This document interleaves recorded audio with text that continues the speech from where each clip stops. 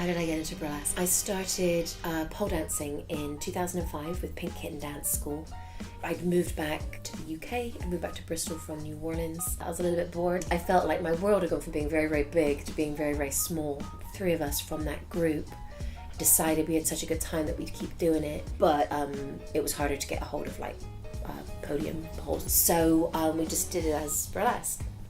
I started producing shows quite quickly as well because I got frustrated, not so much with the shows in Bristol, but with the shows further afield that I was doing. It was very male orientated. It was male producers in bars run by male managers with an MC who was also a man. And I got really frustrated with that really quickly. There was a lot of bad things happening around that.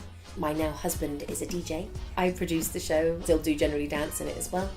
And he does the sound, and we're a great team. Then we started producing Coochie Crunch and also Bristol Burlesque Festival. What motivates me in burlesque is I like to give people a platform and a voice. I do it for myself, but I also do it for other people. And what I find is that when you give a platform and a voice to bodies and to people who aren't seen as much in other media, in television and in film, the audience really responds to that because they see themselves. And I think that's such a powerful thing. Representation is so important and it's so powerful. And I really truly believe that burlesque can change the world. I do think that burlesque comes from within. I think it's an expression that comes out of you, as I think is true of most dance.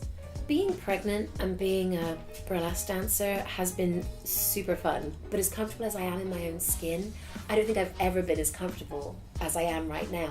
People have responded incredibly to me. I've had so many messages, and that's been incredibly rewarding.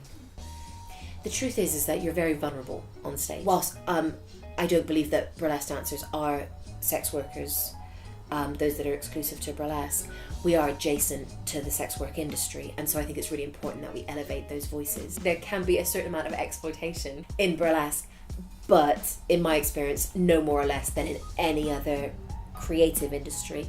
But I do think that particularly with the way that we're so much more comfortable with social media right now, it's harder for the exploiters to exploit. I think people can be more sensitive to it, as they are with strip clubs as well, because there's a sexual element to it, so they assume that there's exploitation happening on a level that it's not. You're in a bar or a theatre filled with drunk people. Regardless of if you're feeling it or not, you have to fake it till you make it. But it's worth it. It's worth it. It's worth every minute.